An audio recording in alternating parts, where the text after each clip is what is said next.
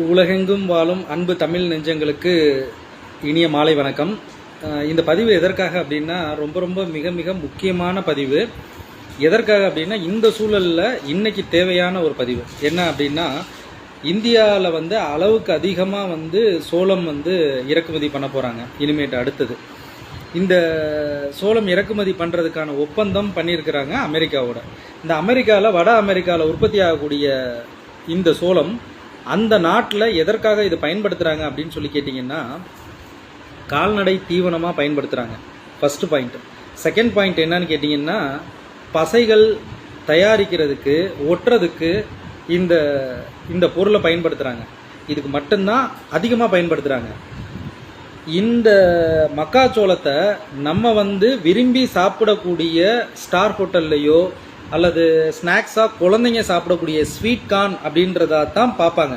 ஆனால் இது sweet corn அப்படின்னு சொல்லக்கூடிய ஒரு உணவுப் பொருள் அல்ல.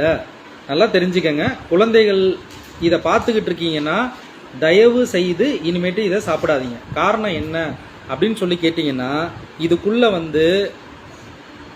எதெல்லாம் விலங்குகள் உயிரினங்கள் இருக்கோ, பாம்பு, பல்லி, தவளை, எல்லாத்தோடைய டேல், எல்லாத்தோடைய உயிரினங்களுடைய மரபணு ஜீன் இதுக்குள்ளே இருக்குது.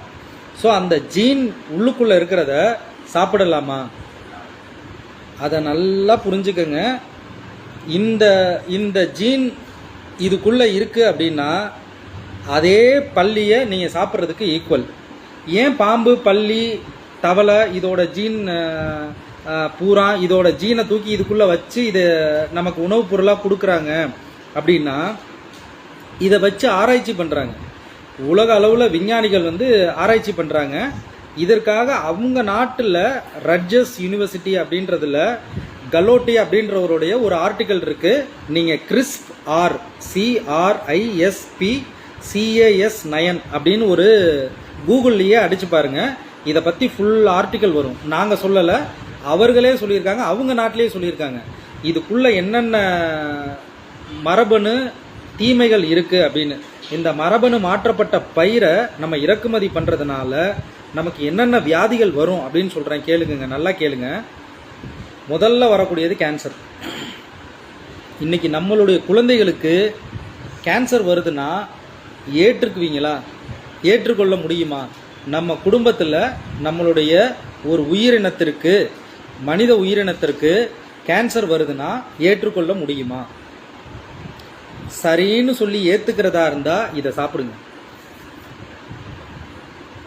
கேன்சர் மட்டும் இல்லை,